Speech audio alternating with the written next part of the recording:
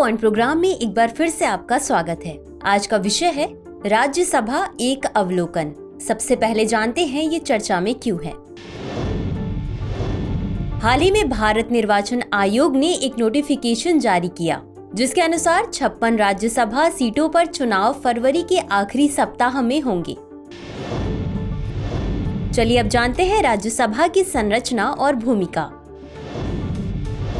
राज्यसभा भारत की द्विसदनीय संसदीय प्रणाली का एक महत्वपूर्ण स्तंभ है। इसमें सदस्य संख्या 250 तक हो सकती है, जिसमें 238 सदस्य राज्यों तथा केंद्र शासित प्रदेशों का प्रतिनिधित्व करते हैं और 12 सदस्य राष्ट्रपति द्वारा नामित होते हैं। यह विधायी प्रक्रिया में राज्यों तथा केंद्र शासित प्रदेशों के हितों का प्रतिनिधित्व करता है। यह जल्दबाजी में बनाए गए कानून पर अंकुश के रूप में कार्य करता है। यह विचार विमर्श और संशोधन हेतु एक मंच प्रदान करता है। यह लोकसभा द्वारा शुरू किए गए कानून की समीक्षा और संशोधन में महत्वपूर्ण भूमिका निभाता है। यह स्वतंत्र रूप से विधि निर्माण कर सकता है और वित्तीय विधि के अंतिम स्वरूप को प्रभावित कर सकता है। चलिए अब देखते हैं राज्यसभा की चुनावी प्रक्रिया। राज्यसभा के सदस्यों का चुनाव प्रत्यक्ष रूप से जनता द्वारा नहीं किया जाता, बल्कि इनका चुनाव राज्यों तथा केंद्र शासित प्रदेशों की विधानसभा के निर्वाचित सदस्यों द्वारा किया जाता है। एकल हस्तांतरणीय मत के माध्यम से आनुपातिक प्रतिनिधित्व प्रणाली का उपयोग राज्यसभा के सदस्यों को चुनने के लिए किया जाता है। किसी राज्य या केंद्र शासित प्रदेश की विधानसभा के प्रत्येक सदस्य के मतों की संख्या भिन्न भिन्न होती है, जिसकी गणना उनके द्वारा प्रतिनिधित्व की जाने वाली जनसंख्या के आधार पर की जाती है। सदस्य गुप्त मतदान के माध्यम से अपना मत डालते हैं। राज्यसभा में कार्यकाल और रिक्तियां।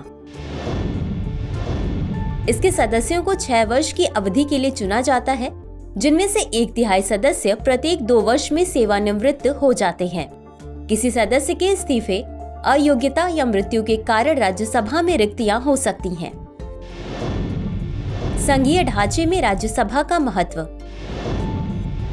यह राज्यों तथा केंद्र शासित प्रदेशों को अपने हितों और चिंताओं को स्पष्ट करने के लिए एक मंच प्रदान करता है। यह लोकसभा पर एक अन्वेषण के रूप में कार्य करता है, जल्दबाजी में कानूनों को पारित होने से रोकता है।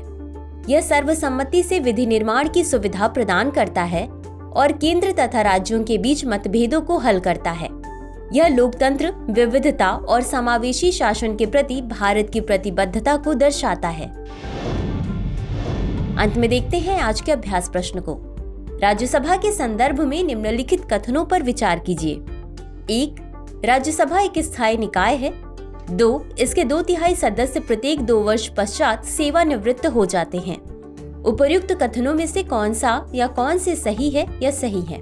A केवल 1, B केवल 2, C 1 और 2 दोनों, D न तो 1 और न ही 2। इस प्रश्न का उत्तर कमेंट बॉक्स में जरूर दें। आज के लिए बस इतना ही। शुक्रिया।